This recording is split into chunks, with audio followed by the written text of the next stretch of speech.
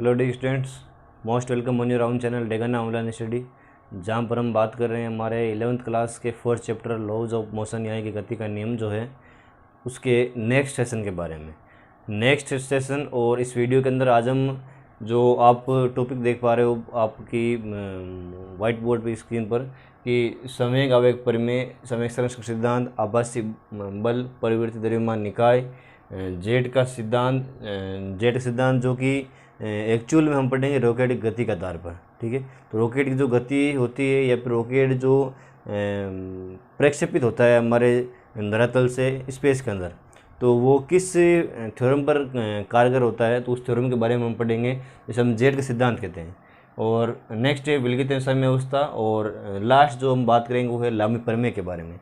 इसके आगे हम बात करेंगे जैसे कि आपको फ्रिक्शन होता है, फ्रिक्शन मतलब लोडनिक घर्षण, स्थितिक घर्षण, इसके कुछ टाइप्स है फ्रिक्शन के, कि फ्रिक्शन किस कारण से होता है, कॉन्टैक्ट में कौन कौन सी चीज़ें आती है तब मतलब फ्रिक्शन होता है। ठीक है बच्चों, बाद में जैसे कि बल के बारे में बात करेंगे और आगे हम बल को थोड़ा डीपली कंडीशन में समझेंगे।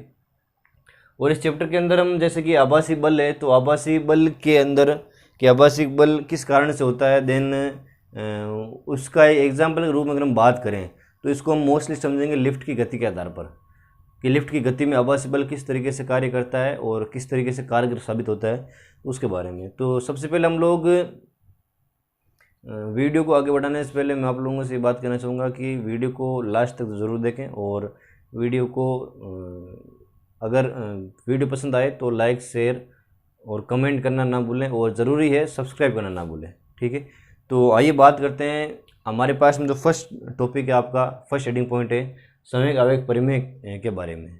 तो संवेग आवेग परिमेय के बारे में अगर हम बात करें संवेग आवेग परिमेय के बारे में अगर हम बात करें तो सबसे पहले जो हमारे पास में ये थ्योरम है वो नाम से पता चल रहा है इसमें कि संवेग और आवेग दोनों चीज़ का इसमें यूज़ किया गया है। जैसे कि अगर हम बात करें कि इस प्रमेय के अकॉर्डिंग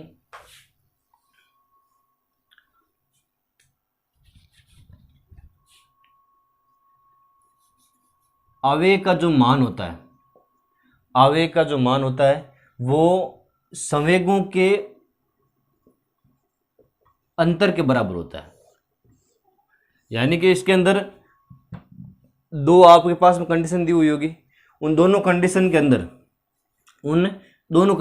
आपके पास में क्या दिया हुआ होगा, संवेग जो होगा वो अलग अलग होगा उस बॉडीज का।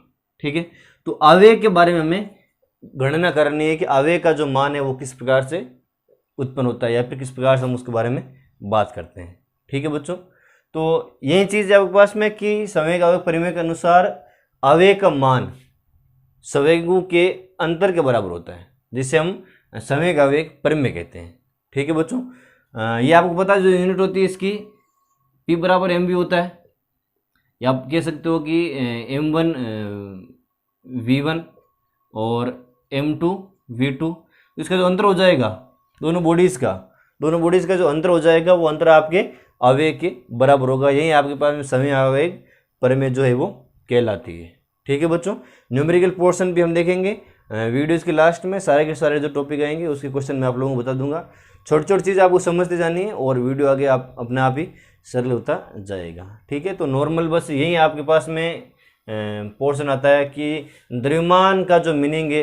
अगर इसके अंदर जो चीज़ मेन चीज़ आपकी ये है कि कॉमन फैक्टर जो है ये आपके पास में ऐसा भी दे दे कि द्रव्यमान जो है इसका समान रख दे, द्रव्यमान जो है वो इसका समान रख दे P2 माइनस P1, जिसके अंदर अगर आपके पास में दिया हुआ है कि आवेग का मान 0 है तो द्रव्यमान जो संवेग होगा वो एक दूसरे क्या हो जाएगा, बराबर हो जाएगा। कंडीशन एक तो ये बनती है। सेकंड कंडीशन क्या बनती है कि अगर एक बॉडी का मान 0 है, जैसे कि P1 का मान P0 है, तो जो आवेग का मान होगा वो दूसरे के संवेग के बराबर हो जाएगा। तो ये बातें आपको ध्यान रखनी है। ठीक है बच्चों, अब नेक्स्ट हम बात करेंगे हमारे पास में जो संवेग संरक्षण सिद्धांत है। सेकंड पॉइंट अगर हम बात कर रहे हैं कि संवेग संरक्षण सिद्धांत, संवेग संरक्षण का सिद्धांत, संवेग संरक्षण के सिद्धांत के अंदर हम पढ़ेंगे कि कोई भी बॉडी जो होती है उस पर जब तक हम कोई भी आउटर फोर्स नहीं लगाते या उस आउटर फोर्स जो हमारे पास में होता है वो अनुपस्थित होता है, तब उस कंडीशन में उस कंप्लीट जो हमारे पास बॉडी होती है उस बॉडी का जो मोमेंटम होता है वो कंजर्व्ड रहता है, नियत रहता है। ये बात आप लोगों को ध्यान में रखनी है। वो इस प्रकार से जैसे कि आप कह सकते हो कि किसी भी वस्तु पर बाह्य बल की अनुपस्थिति में, बाह्य बल अनुपस्थित किस प्रकार से होगा, जब F बराबर 0 हो, F बराबर 0 हो, तब उस स्थिति में उस वस्तु का संवेग जो होता है वो नियत होता है, संवेग जो होता है वो नियत होता है। इस कंडीशन में आप लोग किस प्रकार समझ सकते हो, जैसे कि आपके पास में पढ़ा था आपने, जो ट्रुथ फोर्स था, जो सच बल था, उसका मान आपके पास में प्राप्त हुआ था F बराबर, जो न्यूटन की गति का सेकंड नियम आप कह सकते हो, तो F बराबर dp/dt के रूप में, dp/dt के रूप में। तो इस कंडीशन में आप देखो कि F बराबर 0 है तो आप कह सकते हो dp/dt बराबर 0। तो इस कंडीशन में आपके पास में जो P होगा वो हमेशा कांस्टेंट होगा, नियत होगा। ठीक है, ये बात आप लोगों को ध्यान में रखनी है। ठीक है, ये क्या है कि जैसे अल्पांश संवेग जो है, अल्पांश संवेग जो है उसके परिवर्तन की दर है, इस संवेग में परिवर्तन की ये दर है, वो जो दर होती है हमेशा वो नियत होती है, जो दर होती है वो हमेशा नियत होती है, फिक्स होती है। ये बात आप लोगों को यहाँ पर ध्यान रखनी है। तो इसका मतलब है कि बल के बदलने पर बल का जो मान है वो नियत रहता है, शून्य रहता है, या बल अनुपस्थित रहता है। तो बल अनुपस्थित रहेगा तब उसका जो मान होगा संवेग का वो हमेशा नियत रहेगा, कांस्टेंट रहेगा, वो बदलेगा नहीं, वो बदलेगा नहीं। इस कंडीशन में आप लोग देख पा रहे हो कि संवेग संरक्षण सिद्धांत जो होता है वो यही कहलाता है कि वस्तु के बाह्य बल की अनुपस्थिति में उस वस्तु का जो मोमेंटम होता है, संवेग होता है, हमेशा संरक्षित रहता है, क्योंकि जो संवेग होता है वो हमेशा नियत होता है। ठीक है, अब अगर ये जो फोर्स है या फिर जो ये संवेग है वो ये तो कोई फिक्स एक बॉडी के लिए है। अगर इस प्रकार की मैं बात करूं कि कोई n पार्टिकल हमारे पास में अवेलेबल है, n पार्टिकल कैसे कि जैसे P1 plus P2 plus P3 plus P4 plus dash dash dash Pn तक n पार्टिकल हमारे पास में अवेलेबल है। पार्टिकल नहीं मानकर आप इसे इस प्रकार से मान लो कि ये हमारे पास में कोई कण है n टाइम्स तक, और इन n टाइम्स तक के कणों के लिए ये जो P1 P2 P3 है ये क्या है, उनका संवेग है। क्या है, संवेग है। तो संवेग का जो मान है, तो संवेग का जो ये मान है वो संवेग का मान नियत किस प्रकार से होगा और उसमें परिवर्तन की दर किस प्रकार से आएगी। तो इसके लिए आपको क्या करना है कि ये आपने दे दी समीकरण 1 दे दी, और इस समीकरण 1 को आप लोग समझ लो कि इस समीकरण 1 का t के सापेक्ष अवकलन करने पर, t के सापेक्ष अवकलन करने पर, t के सापेक्ष अगर हम अवकलन करेंगे तो हमारे पास में dp1/dt plus dp2/dt plus dp3/dt plus dpn/dt। तो संपूर्ण जो हमारे पास कंडीशन होगी उसी के अंदर जो हमारा कंप्लीट मोमेंटम होगा वो संरक्षित रहेगा, चाहे एट एनी टाइम में। टाइम जो होता है वो हमेशा फिक्स होता है, तो टाइम के अंदर हमारे पास में जो टोटल इसका मोमेंटम होगा वो शून्य होगा, या फिर आप कह सकते हो कि नियत होगा। ये बातें आप लोगों को ध्यान में रखनी है। ठीक है बच्चों, अब हम बात कर रहे हैं नेक्स्ट हमारे पास जो सेशन आएगा वो इस प्रकार से, जैसे कि आभासी बल के बारे में, कि आभासी बल की कंडीशन क्या है।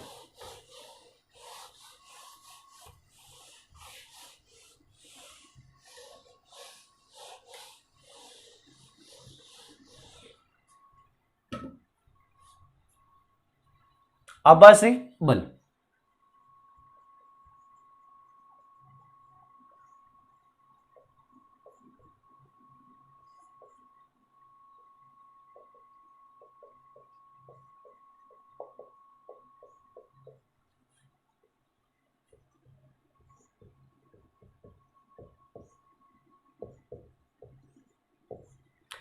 नाम से पता चल रहा है आभासी बल मतलब आभास होना, महसूस होना, फील करना, यानी कि कुछ ना कुछ ऐसी घटना होगी इसके अंदर, कुछ ना कुछ ऐसी कंडीशन होगी जिसके कारण से फोर्स को फील करने वाला कोई एक एनी अदर पार्टिकल या कोई व्यक्ति भी वहाँ पर खड़ा होगा, या फिर कोई इस प्रकार की चीज़ होगी जिससे कि हम कैलकुलेट बाद में कर लेंगे कि यहाँ पर फोर्स जो है वो प्रेडिक्ट हो रहा है, उत्पन्न हो रहा है। ठीक है बच्चों, तो यहाँ पर मेन आपको एक तो हेडिंग से पता चल रहा है कि आभासी बल कोई फील करने वाले या महसूस करने वाले इस प्रकार कोई फोर्स होगा। तो इस प्रकार के फोर्स के लिए आपको एक बात ध्यान में रखनी है कि पहले तो आप लोग ये बात ध्यान रख लो कि आभासी बल कहते किसे हैं। तो एक डेफिनेशन के थ्रू मैं आप लोगों को समझा दूं कि आभासी बल एक्चुअल में होता क्या है। आभासी बल वह बल होता है, वह बल, आभासी बल वह बल होता है जो किसी निर्देश तंत्र की, किसी निर्देश तंत्र की त्वरित गति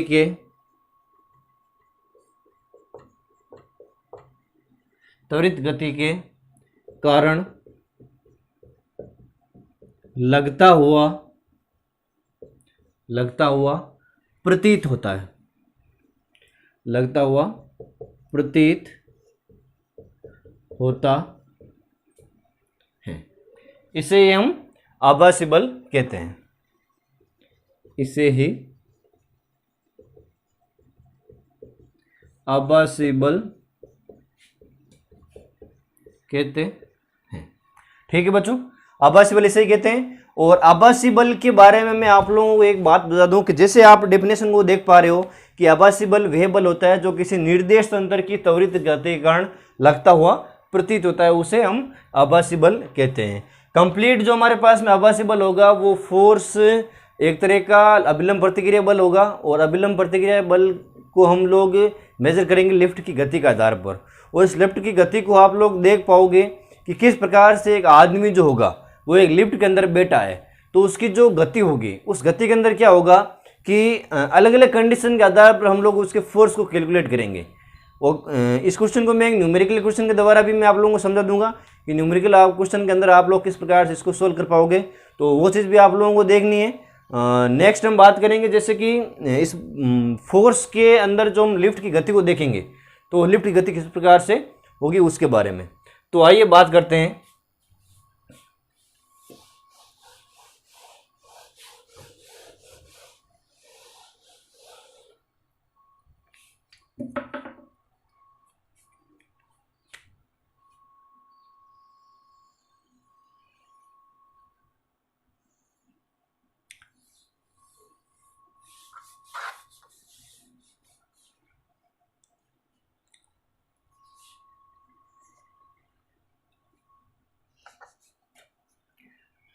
जैसे कि सबसे पहले अगर हम बात करें कि लिफ्ट की जो गति है, वो लिफ्ट की जो गति है, जैसे कि हमारे पास में ये कोई लिफ्ट है और इस लिफ्ट के अंदर कोई आदमी बैठा है या खड़ा है, कुछ भी आप मान सकते हो। ठीक है, तो इस लिफ्ट के अंदर उस खड़े आदमी को जब लिफ्ट जो है वो क्या है,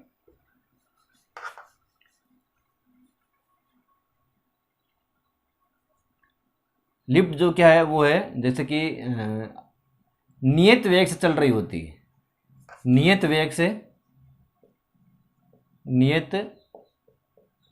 से चल रही होती है।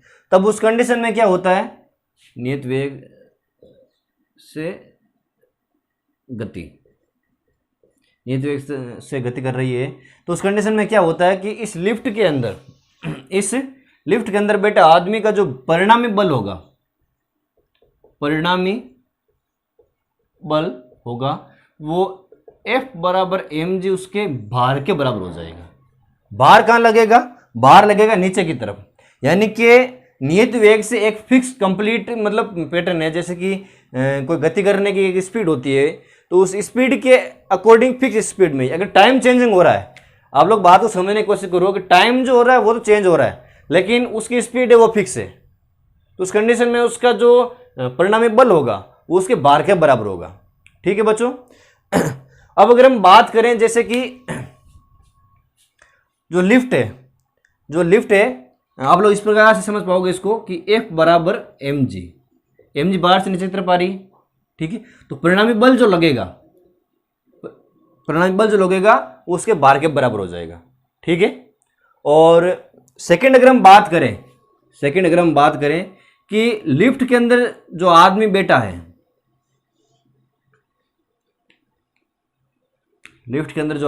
है, या जो आदमी खड़ा है, वो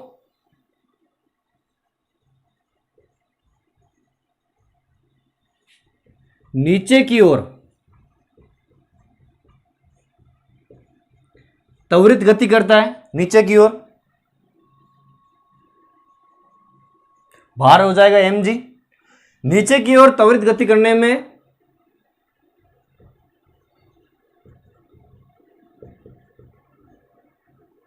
उस आदमी की ऊपर की ओर क्या होगी, मंदित गति होगी, ऊपर की ओर मंदित गति होगी। यह बात आप लोगों को ध्यान में रखनी है।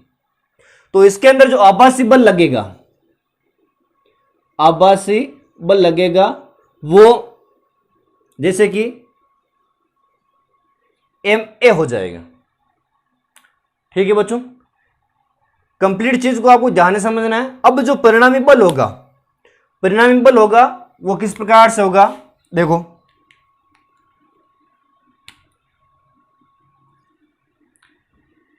F बराबर mg माइनस ma के बराबर हो जाएगा। ये जो फोर्स होगा ना वो F बराबर mg माइनस ma के बराबर हो जाएगा। ये बात आप लोगों को ध्यान रखनी है। अगर आप इसको कैलकुलेट करना चाहो आगे तो mg माइनस a के रूप में हो जाएगा, क्योंकि जो ग्रेविटेशनल फोर्स होगा वो ज़्यादा अट्रैक्टिव होगा कंपेरिजन में एक्सेलरेशन के। जो ग्रेविटेशन होगा, जो ग्रेविटी होगी, क्योंकि वो तो ग्रेविटी की तरफ ही जा रहा है, ना कि देखो अगर मैं कोई भी चीज़ को नीचे की तरफ फेंकूं तो क्या होगा कि चीज़ होगी वो नीचे जाएगी, तो ग्रेविटी प्लस ग्रेविटी होगा, प्लस जी होगा, नीचे की तरफ जाएगी तब, क्योंकि उसका पृथ्वी अपने अकॉर्डिंग खींच रही है। तो मतलब वो तो काम सीधे ही हो रहा है, आप ऐसे मान लो। ठीक है, सीधे पृथ्वी की तरफ जा रही है तो ग्रेविटी अपने और अट्रैक्ट कर रही है। अगर मैं उसी चीज़ को ऊपर फेंकूं तो ये जो काम हो रहा है वो ग्रेविटी के विरुद्ध हो रहा है, माइनस दिया जाएगा। कॉन्सेप्ट को समझने की कोशिश करो आप, माइनस जी हो जाएगा। ठीक है, तो उसी कंडीशन में प्लस जी हो जाएगा, नीचे की तरफ आएगी तब। और माइनस ए क्यों होगा, क्योंकि एक्सेलरेशन जो होता है वो छूट रहा होता है। उस कंडीशन में mg माइनस ma जो होगा आपके परिणामी बल वहां पर आ जाएगा। ठीक है बच्चों, अब हम बात करेंगे जैसे कि हमारे पास में ऐसी कंडीशन कोई अदर हो, जैसे कि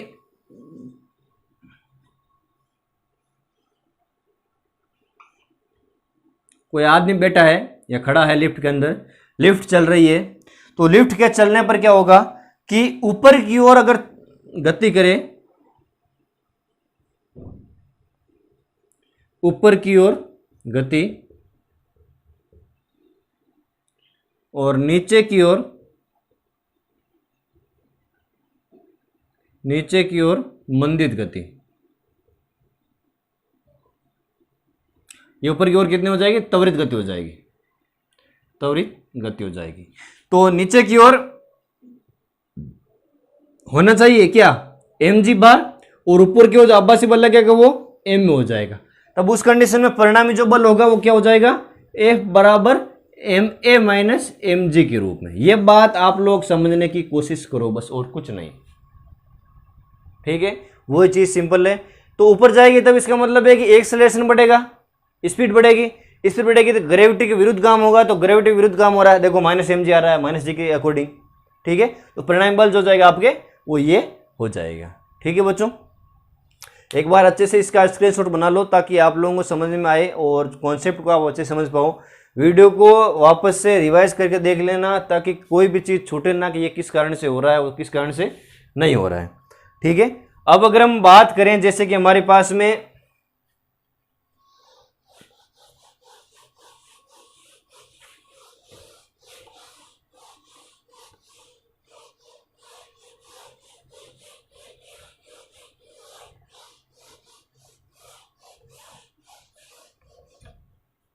अगर हम बात करें जैसे हमारे पास जो ये लिफ्ट है, वो लिफ्ट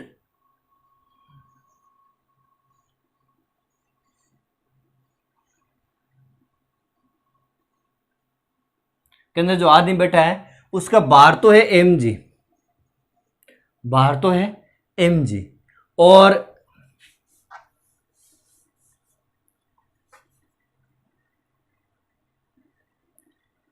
परिणामी जो बल होगा, परिणामी बल जो होगा उसके बारे में बात करेंगे और उसकी गति स्थिति के बारे में बात करेंगे। तब इस कंडीशन में अगर मैं बात करूं कि उसका जो त्वरण होगा वो g के बराबर है, उसका जो त्वरण है वो g के बराबर है, गति कर रही है माना कि ऊपर या नीचे के अकॉर्डिंग आप बीच में मान लो कहीं पे, तो a बराबर g होगा, तो उस कंडीशन में जो परिणामी बल हो जाएगा वो कितना हो जाएगा, F बराबर mg माइनस mg, यानी कि F बराबर 0। तो ये कंडीशन की कहाँ की हो जाएगी, ये स्थिति हो जाएगी आपकी भारहीनता की अवस्था। भारहीन मतलब कि जो कंप्लीट भार लग रहा है, चाहे लिफ्ट का हो चाहे अंदर बैठा आदमी का हो, वो एज इट इज इक्वल में, एज इट इज इक्वल में, कोई फोर्स नहीं लग रहा है, किसी प्रकार का कोई भी फोर्स है वो नहीं लग रहा है। फोर्स क्यों नहीं लग रहा है, क्योंकि उसका ग्रेविटी का जो मान है उसके एक्सेलरेशन के मान के बराबर है। माना कि देखो ग्रेविटी का मान एक्चुअल में होता है 9.8 और 10 के बराबर, तो माना कि जो त्वरण का मान है वो भी मीटर पर सेकंड स्क्वायर के बराबर हो, तो अगर दोनों मान सेम होगा, तो दोनों मान सेम होगा तो 10 माइनस 10 बराबर 0, तो भारहीनता की ये अवस्था आ जाएगी। ठीक है बच्चों, तो ये बातें हैं। अब यहां तक तो हमारे पास में कंप्लीट चीज हो गई लिफ्ट की गति के बारे में, लिफ्ट गति किस प्रकार से होती है किस प्रकार से नहीं होती है। अब नेक्स्ट सेशन में हम बात करेंगे परिवर्ती द्रव्यमान निकाय के बारे में। ठीक है बच्चों, तो आइए बात करते हैं नेक्स्ट सेशन के बारे में।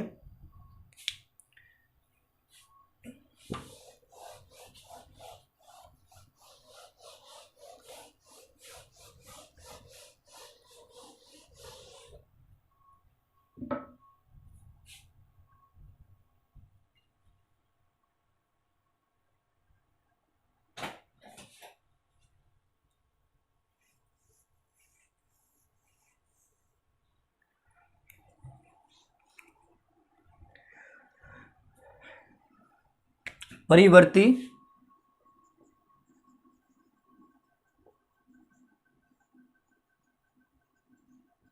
द्रव्यमान निकाय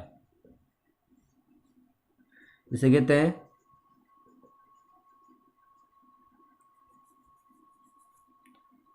सिस्टम ऑफ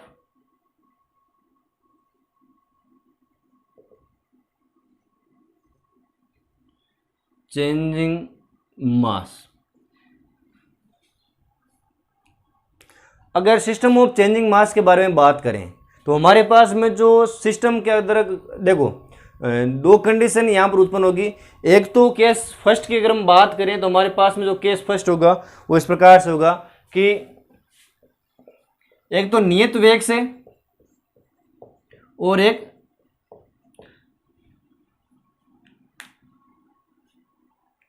जब कण जो है वो अपने वेग को बदलता रहता है।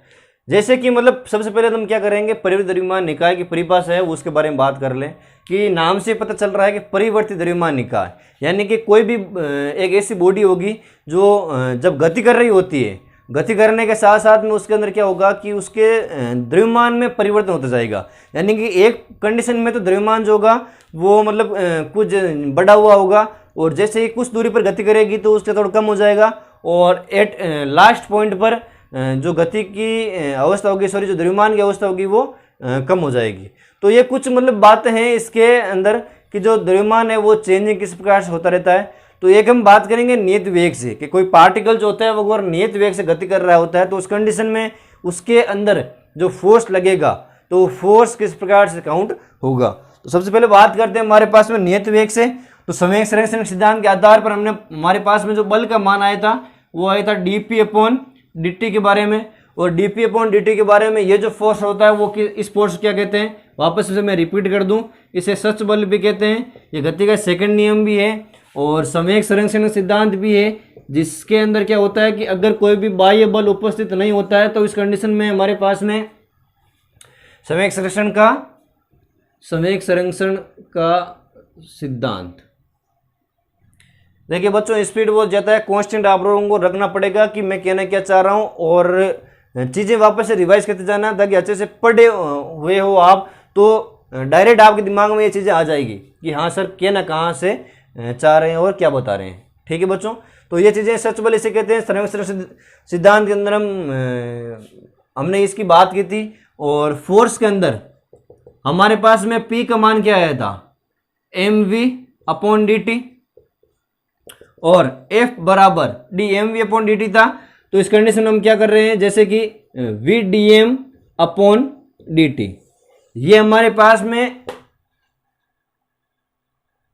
मान जो है, ये हमारे पास में जो मान है वो मान हम लोग रखेंगे। ये जो हमारे पास में बल है ना, इस बल की हम हमेशा प्रायोरिटी वो रखेंगे। इसके अंदर क्या हो रहा है कि द्रव्यमान जो है उसमें परिवर्तन हो रहा है। ये द्रव्यमान में अंदर परिवर्तन है, देखो अवकलन के रूप में होगा तो इसका मतलब है कि उसमें परिवर्तन होगा, चाहे संवेग हो, वेग हो, जो कुछ भी मान हमारे पास में दिया हुआ है, इसका मतलब है मास यानी कि द्रव्यमान में परिवर्तन। बात किस कर रहे हैं, परिवर्तित द्रव्यमान निकाय की। तो हम लोग डायरेक्ट फोर्स के बारे में बात करेंगे, F बराबर vdm/dt। तो ये हमारे पास में नियत वेग से, एक फिक्स कंप्लीट वेग जो होगा, उस नियत वेग से जो बॉडी हमारे पास में होगी, कोई भी बॉडी, तो उसकी जो परिवर्तित द्रव्यमान निकाय की अवस्था होगी, उसके अंदर द्रव्यमान में परिवर्तन इस प्रकार से होगा और इस फोर्स के द्वारा हम उसे काउंट करेंगे। ठीक है बच्चों, सेकेंड केस के अंदर हम बात करें तो हमारे पास में सेकेंड केस जो होगा, यदि द्रव्यमान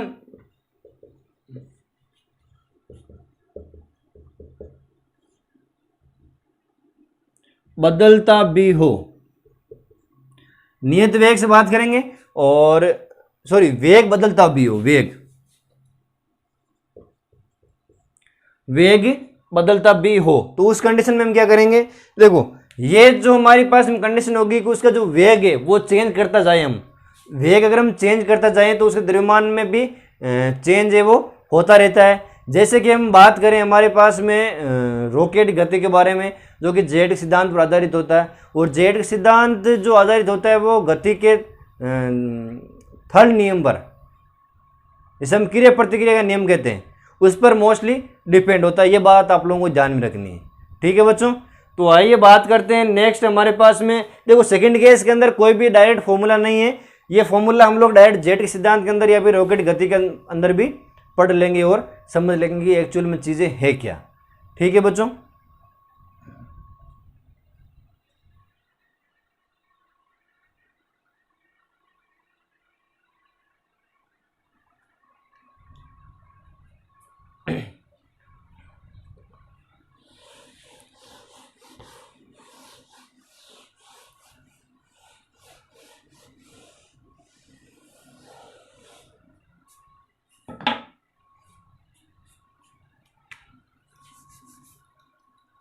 अब बात करेंगे जेट के सिद्धांत के बारे में।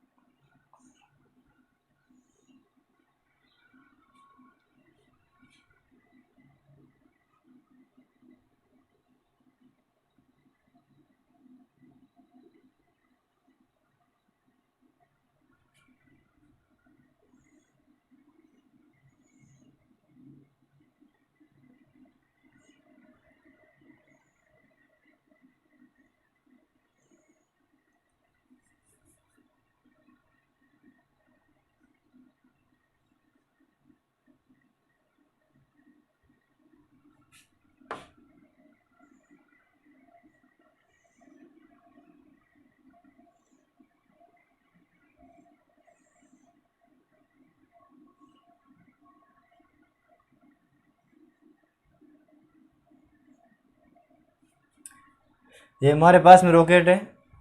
अब ऐसे मत समझना कि रॉकेट के अंदर मतलब जो शेप है वो मतलब चेंज हो रही है।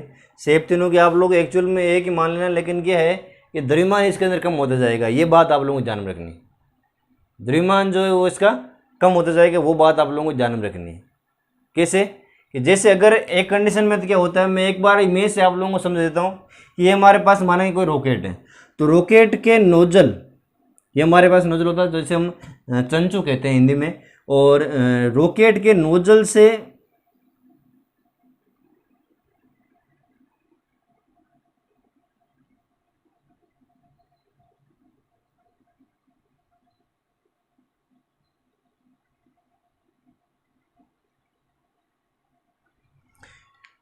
इस प्रकार से मतलब गैसें निकलती रहती है।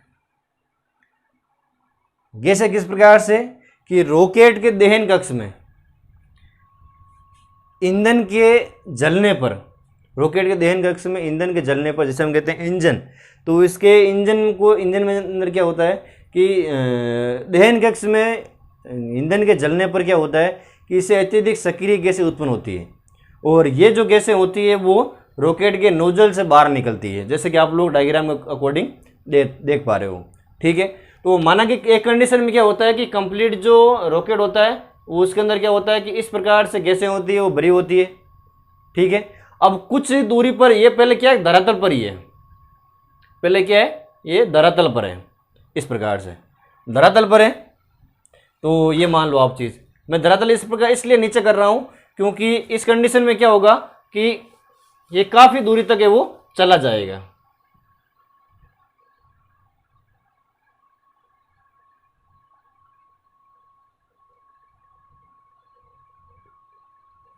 ठीक है, तो पहले क्या होता है कि कंप्लीट जो होता है रॉकेट के अंदर, मतलब रॉकेट जो होता है वो जेट सिद्धांत पर कार्य करता है।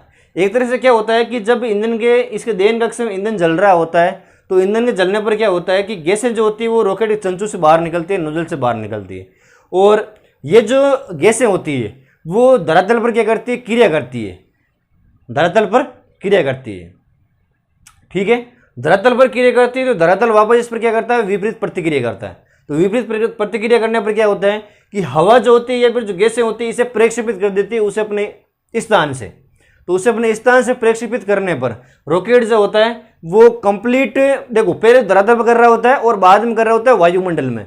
जैसे जैसे वायुमंडल के अंदर जाता जाएगा तो वैसे वैसे जो गैसें होगी वो वापस वायुमंडल पर, वायु पर क्रिया करेगी, तो वायु जो होगी उसे वापस प्रतिक्रिया करेगी, और उस प्रतिक्रिया में क्या होगा कि रॉकेट अपने प्रत्येक स्थान से विस्थापित होता जाएगा।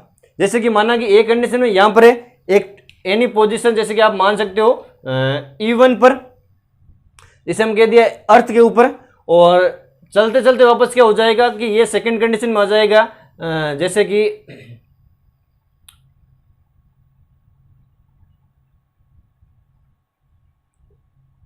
S1 पर, जैसे कि आप लोग मान सकते हो आकाश में कहीं पे एट एनी पॉइंट पर S1 पर मान सकते हो, जैसे कि आकाश में आ गया। अब आकाश में आने पर क्या होगा कि जो वायुमंडल है उस वायुमंडल में ये गैस क्या करेगी, प्रतिक्रिया करेगी उस वायु पर, तो वायु वापस विपरीत क्रिया करेगी जो गैस है वायुमंडल पर, और वापस जो वायुमंडल है वो प्रतिक्रिया करेगा उस रॉकेट पर, ताकि उसे और प्रक्षेपित है वो कर सके। तो और प्रक्षेपित करने पर जैसे कि आप डायग्राम में देख पा रहे हो, एक कंडीशन ऐसी आएगी, इससे संपूर्ण जो गैसें हैं वो खाली हो जाएगी और जो रॉकेट होगा आपके स्पेस के अंदर है वो पहुंच जाएगा। तो ये कंडीशन है, और यही स्पेस जो आपके कोई भी स्पेस क्राफ्ट होता है तो वो इस पर ही डिपेंड करता है। ठीक है बच्चों, होप की चीज़ें आप लोगों को समझ में आए। अब इसे न्यूमेरिकली हम लोग देखें कि रॉकेट की जो गति होती है वो किस प्रकार से होती है, किस प्रकार से नहीं होती, उसके बारे में बात कर लेते हैं। ठीक है बच्चों,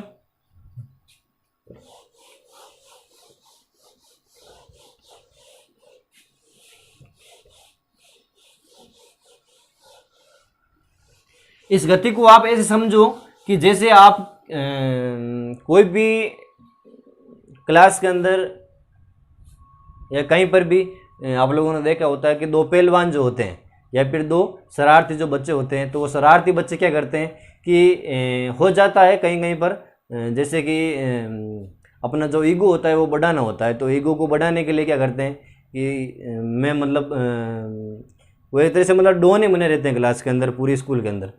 तो वो कहीं कहीं पे मतलब ऐसी कंडीशन आ जाती है कि एक दूसरे के सामने मतलब दो, माना कि कोई दो डोन है, जैसे कि एक D1 और D2, इनमें से एक जो होता है वो काफ़ी हैवी होता है बॉडी में भी, और खुद के अकॉर्डिंग पावर में भी। ऐसा नहीं है कि दुबला आदमी भी कमज़ोर होता है, ऐसी बात नहीं है, लेकिन जब उनके सामने टक्कर होती है, ये एक तरह का माना कि कोई मोटा आदमी है और ये दुबला आदमी है, तो क्या होता है, पोपटलाल की तरह देखा ही आपने, पोपटलाल की तरह ये दुबला आदमी होता है, तो कमज़ोर होता है शरीर से दिखने में भी, और ये दया के जैसे है, ठीक है, तो ये दया के जैसे है, तो मतलब ये अपनी बॉडी में थोड़ा हैवी होता है, तो पावर दिखती है जैसे कि। तो अगर इन दोनों के बीच में फाइट करा दी जाए, तो फाइट कराने पर क्या होगा कि पछाड़ देगा। जैसे कि पहले तो मतलब पोपटलाल कर रहा है दया पर क्रिया, अपना जितना उसकी कैपेसिटी है क्रिया करने की, तो क्रिया कर रहा है, वापस दया अगर पोपटलाल पर प्रतिक्रिया करे, तो आप सोच सकते हो कि क्या कंडीशन आगे की होगी। तो उसी प्रकार से जो रॉकेट गति है वो ये है कि रॉकेट एक छोटा सा पूरी स्पेस के जो धरातल है, उस धरातल के कंपैरिजन में एक छोटा सा पार्ट है, एक छोटा सा पार्टिकल है, तो छोटा सा पार्टिकल प्रतिक्रिया करेगा तो उससे उसका ही जो पद है वो विस्थापित होगा, उसकी ही पोजीशन है वो विस्थापित होगी वहाँ से। ऐसा नहीं है कि वो धरती को नीचे और भेजे, ऐसी बात नहीं होगी, ऐसी घटना है वो नहीं घटेगी। ठीक है बच्चों, ये बात आप लोगों को ध्यान में रखनी है।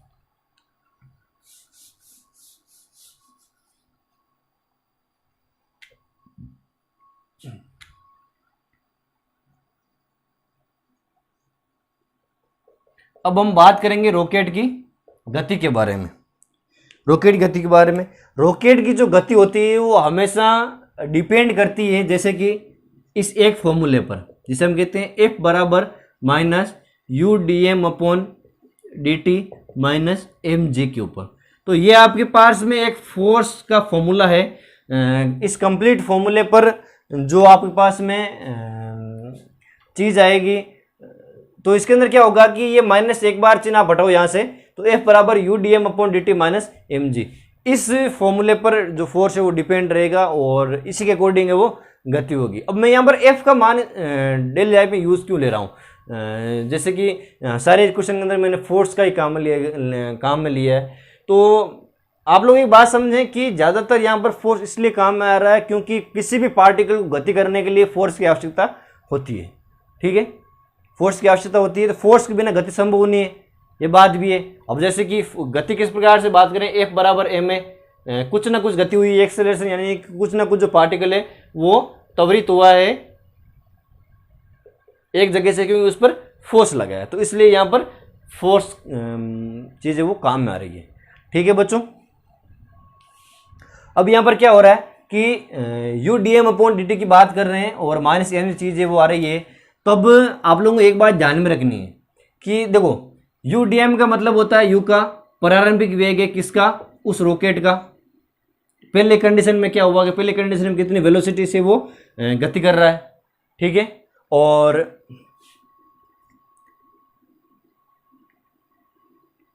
D M upon D T ये क्या है, ये द्रव्यमान में परिवर्तन की दर है, द्रव्यमान में परिवर्तन की दर।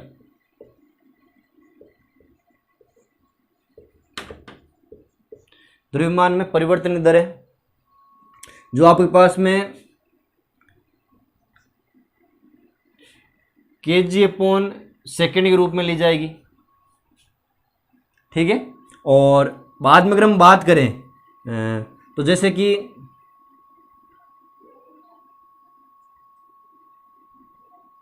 m की बात करें तो m जो है वो t समय पर रॉकेट का द्रव्यमान होगा, t समय पर रॉकेट का द्रव्यमान होगा, और m नोट मतलब संपूर्ण ईंधन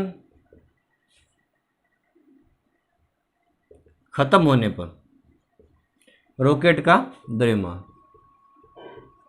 रॉकेट का द्रव्यमान जो है वो ये चीज होगी। ठीक है, अब अगर गुरुत्वीय प्रभाव अगर हम नगण्य कर दें गुरुत्वीय प्रभाव, तो इसके अंदर क्या होगा कि जो कंप्लीट आपके पास में फोर्स आ जाएगा। देखो गुरुत्वीय, इफ इफ हम ग्रेविटेशनल फोर्स जो होगा वो उसे हम नेगलेक्ट करें, ग्रेविटेशनल फोर्स को हम नेगलेक्ट करें, तो उस कंडीशन में F बराबर U D M upon D t, इतना ही चीज़ है वो हमारे पास में बचेगा, क्योंकि ग्रेविटी जो होगी वो शून्य हो जाएगी, तब ये द्रव्यमान भी हमारे पास में शून्य हो जाएगा। ठीक है बच्चों, ये चीज़ आई। अब इसके अंदर क्या है कि जैसे आगे हम अगर बात करें कि त्वरण के बारे में, आप लोग एक बार इसका स्क्रीनशॉट ले लो कि कौन सी चीज़ें कहाँ पर काम आ रही है, कौन सी चीज़ें कहाँ पर नहीं काम आ रही, और उसके अकॉर्डिंग आप देख लो वीडियो को पॉज करके। और फिर हम बात करें जैसे कि त्वरण के बारे में,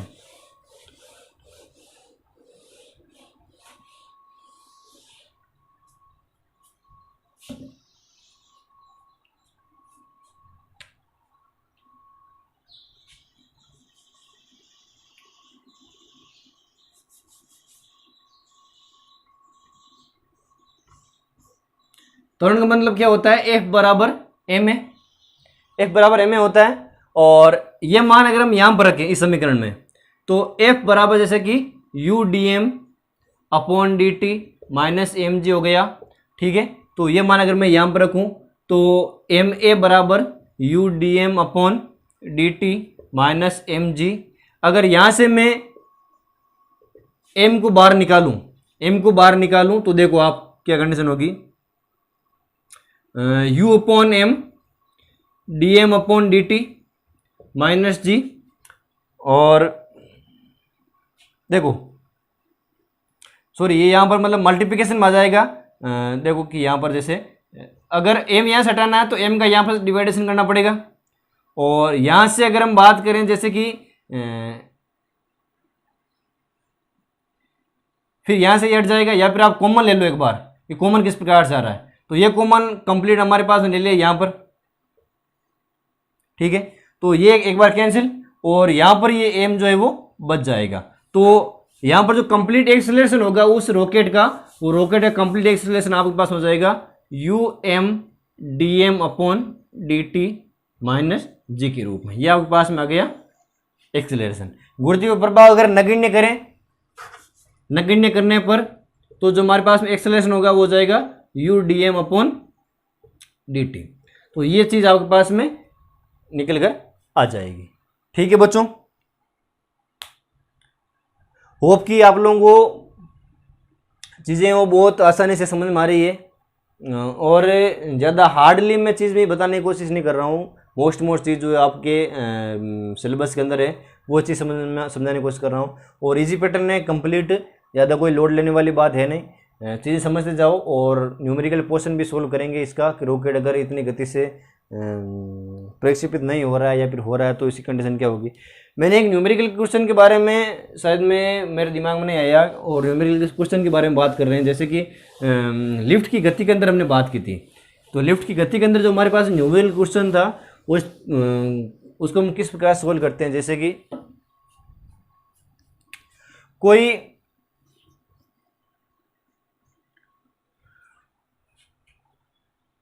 लिफ्ट जो होती है वो गति कर रही होती है, और उस लिफ्ट पर 50 न्यूटन का फोर्स है वो लग रहा होता है। तो उस लिफ्ट पर 50 न्यूटन अगर फोर्स लग रहा होता है तो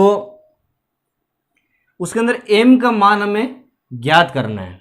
यदि लिफ्ट m बराबर ज्ञात करना है, और यदि लिफ्ट जो हमारे पास में होती है उसका त्वरण जो होता है वो 5 मीटर पर सेकंड स्क्वायर हो, तो ठीक है 5 मीटर पर सेकंड स्क्वायर हो, तो उस कंडीशन में उसके यदि लिफ्ट नीचे की ओर गति कर रही होती है, नीचे की ओर जा रही होती है, तो उस कंडीशन में चीज़ें वो कैलकुलेट करनी है। नीचे की ओर जा रही है तो आभासी बल ज्ञात करना है। आभासी बल हमारे पास आभासी बल दिया हुआ है, और हमें द्रव्यमान ज्ञात करना है कि उसका द्रव्यमान कितना है। तो द्रव्यमान ज्ञात करने के लिए क्या करना होगा कि देखो चीज़ें मैंने बताई थी, आप एक बार फॉर्मूले को लिखो पहले। F बराबर एम जी माइनस ए, ये चीज़ है, ये चीज़ आपके पास में। F का मान क्या है, F का मान है 50 बराबर m का मान m ज्ञात करना है। तो g का मान हमारे पास में ले लिया 10 माइनस a का मान 5 मीटर पर सेकंड, 50 बराबर m कितना जाएगा 5m, और m का मान कितना जाएगा 50 अपॉन 5, तो m बराबर 10 किलोग्राम। तो उस व्यक्ति का जो भार होगा वो 10 किलोग्राम भार है वो होगा। ठीक है बच्चों, ये बात आप लोगों को ध्यान रखनी है। इस प्रकार से जो क्वेश्चन होते हैं वो सोल्व होते हैं कि अगर कोई 50 न्यूटन का फोर्स उस लिफ्ट पर लग रहा है और उस लिफ्ट की जो एक्सेलरेशन है वो 5 मीटर पर सेकंड स्क्वायर है, तो द्रव्यमान ज्ञात कर रहे हैं, तो इस कंडीशन में हमारे पास त्वरण है वो द्रव्यमान जो है वो ज्ञात कर सकते हैं। ठीक है बच्चों,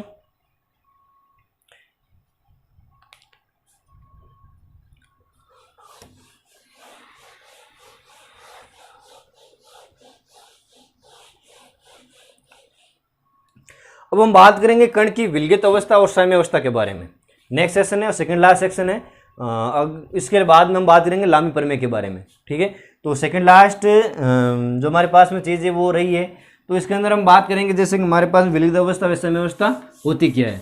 एक्चुअल में जो कंडीशन होती है वो दो तरीके की होती है। कंडीशन दो तरीके किस प्रकार से होती है कि अगर हमारे पास में कोई एक निकाय है, कोई निकाय है, तो उस निकाय के अंदर जैसे कि कंप्लीट चीज़ें हमारे पास अवेलेबल है। जैसे कि हम बात करें कि किसी निकाय पर इस प्रकार की मतलब बॉडी है, तो उसके अंदर मतलब एक इस प्रकार निकाय है जिसके अंदर अलग अलग बॉडीज है, जिसके ऊपर फोर्स है वो लग रहा है, तो कंप्लीट जो फोर्स हो जाएगा वो कितना होगा अगर हमें पूछे। जैसे कि इस बिंदु पर हमारे पास में एफ, कैपिटल एफ है, तो इसका फोर्स है वो कितना हो जाएगा, तो वो उसके बीजगणितीय योग के बराबर होगा कि सभी बलों के बीजगणितीय योग के बराबर। बात समझ में आई कि अगर किसी भी निकाय में एक अलग अलग बॉडीज पर स्मॉल f1 सदिश प्लस स्मॉल f2 सदिश, सॉरी स्मॉल f1 सदिश f2 सदिश इस प्रकार से बल लग रहे हैं, तो कंप्लीट निकाय के अंदर फोर्स कितना होगा, तो उसे हम f1 कैपिटल F सदिश बराबर स्मॉल f1 सदिश प्लस f2 सदिश प्लस f1 f3 सदिश, इस प्रकार से हम काउंट करेंगे। ठीक है बच्चों, तो जहाँ तक होगा वहाँ तक काउंट करेंगे। अब अगर हम बात करें इसकी विलगित अवस्था के बारे में, पार्टिकल की और साम्य अवस्था के बारे में, तो एक्चुअल में विलगित अवस्था होती क्या है, एक्चुअल में विलगित अवस्था होती क्या है। तो विलगित अवस्था के बारे में अगर हम बात करें तो विलगित अवस्था जो होती है हमारे पास में वो इस प्रकार से होती है जैसे कि कोई भी पार्टिकल होता है, कोई भी पार्टिकल होता है, जब तक कि उस पर कोई भी आउटर फोर्स ना लगे और उस फोर्स के ना लगने पर कोई पार्टिकल वो क्रिया ना करे, तो ये अवस्था उसकी क्या कहलाती है, विलगित अवस्था कहलाती है। ठीक है, यह अवस्था उसकी आसपास के पार्टिकल से वो क्रिया ना करें तो ये पार्टिकल की विलगित अवस्था कहलाती है। और अगर किसी पार्टिकल में हम फोर्स लगाएं तो वो उसके आसपास से पार्टिकल से क्रिया करता है, तो उसे हम साम्य अवस्था कहते हैं। साम्य अवस्था दो प्रकार की होती है, एक तो स्थायी साम्य अवस्था और एक अस्थायी साम्य अवस्था। अगर हम बात करें जैसे कि हमारे पास में ये दो डायग्राम दिए होते हैं,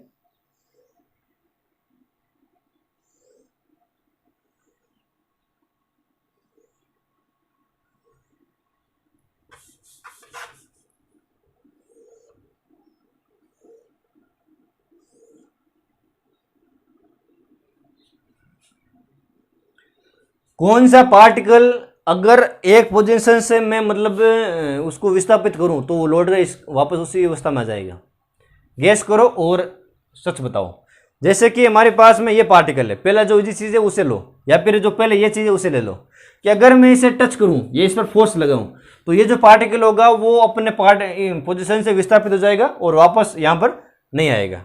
रीजन, क्योंकि उसकी शेप ऐसी है, वो फ्री है अपने मतलब किसी प्रकार की उसके अंदर बाउंड्री नहीं है। जो वो जिस जगह पर रह रहा है कोई पाबंदी नहीं है, वहां पर एकदम मतलब ओपन एरिया में वो रह रहा है, तो कहीं पर भी मतलब इधर उधर विचरण कर सकता है। फोर्स लगाऊं तो नीचे भी आ सकता है, उधर से फोर्स लगाऊं तो इस कंडीशन में आ सकता है, वापस ना कि यहाँ पर आ सकता है। तो ये पार्टिकल हो गई अस्थायी साम्य अवस्था, और ये पार्टिकल क्या हो जाएगी, स्थायी साम्य अवस्था। रीजन कि अगर मैं इसे यहाँ से विस्थापित करूँ तो ये पहले तो इधर जाएगा, थोड़ा इधर जाएगा, वापस यहाँ पर आ जाएगा। इस कंडीशन में विस्थापित करूं, थोड़ा इधर जाएगा, थोड़ा सा इधर जाएगा, वापस वहां पर आ जाएगा, जहां पर है वहां पर वापस आएगा। तो ये पार्टिकल क्या हो जाएगी, स्थायी साम्य अवस्था हो जाएगी। ठीक है बच्चों, बस यही चीज है। तो कोई भी पार्टिकल जो उसे अगर हम विस्थापित करें फोर्स लगा करके, वो उस कंडीशन में वापस आ जाए, तो ये पार्टिकल की क्या हो जाएगी, स्थायी साम्य अवस्था। और अगर वापस ना आए तो ये पार्टिकल की हो जाएगी अस्थायी साम्य अवस्था। ठीक है बच्चों, अब नेक्स्ट और लास्ट पॉइंट हमारे पास में बचा है जिसे हम कहते हैं लामी प्रमेय। लामी प्रमेय एक्चुअल में है क्या, लामी प्रमेय हमारे पास में, लामी प्रमेय हमारे पास में जो है वो है कि आपके पास में एक शेप मैं दिखा रहा हूं, जैसे कि